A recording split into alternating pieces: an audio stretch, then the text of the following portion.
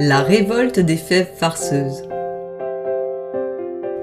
Dans une ruelle pavée, où le matin sentait bon le beurre chaud et la promesse du goûter, se dressait la boulangerie des Épidores.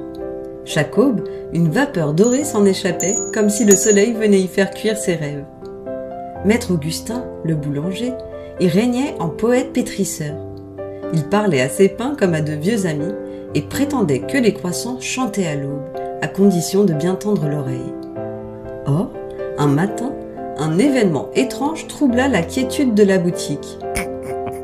Dans le grand saladier de Frangipane reposaient des fèves. Mais pas de simples fèves. Elles frémissaient, gloussaient et, ô sacrilège, se déplaçaient toutes seules. « Par la mi-sacrée !» s'écria maître Augustin. « Voilà que les fèves complotent !»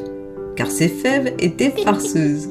Elles sautaient hors des galettes, échangeaient leur place, se cachaient dans les pains au chocolat et, pire encore, se faufilaient dans les poches des clients en riant. La boulangerie entra alors en guerre. Une guerre sans épée ni canon, mais avec des rouleaux à pâtisserie, des sacs de farine et une bonne dose de courage. La jeune apprentie, Juliette, vive comme un moineau, proposa un plan. « Si elles aiment jouer, jouons mieux qu'elles !» On installa alors des pièges, des montagnes de sucre glace, trop glissant, des labyrinthes de baguettes trop croustillantes, et même un faux roi en pâte d'amande pour les distraire. Mais les fèves riaient, bondissaient et répondaient par des pirouettes. La situation devint critique lorsqu'une fève coiffée d'une couronne déclara « Nous en avons assez d'être cachés, nous voulons être vus, admirés et célébrés !»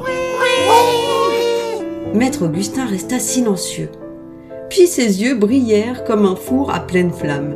« Et si nous faisions la paix ?» Il eut alors une idée audacieuse, digne d'un explorateur des mondes inconnus. Le lendemain, la boulangerie ouvrit avec une nouveauté, la galette des fèves. Chaque fève y était visible, posée au centre de la galette. Il y avait la fève astronome, la fève danseuse et même la fève philosophe qui méditait sur la pâte croustillante. Les enfants riaient, les parents applaudissaient et les fèves paradaient fièrement. « Nous acceptons l'armistice !» proclamèrent Depuis ce jour, la boulangerie des Épidores n'est plus en guerre. On dit même que certaines nuits, quand la lune s'attarde, les fèves et les croissants dansent ensemble sur le comptoir. Et si vous passez par cette ruelle parfumée, tendez l'oreille. Vous entendrez peut-être une fève rire doucement, heureuse d'être enfin à sa place.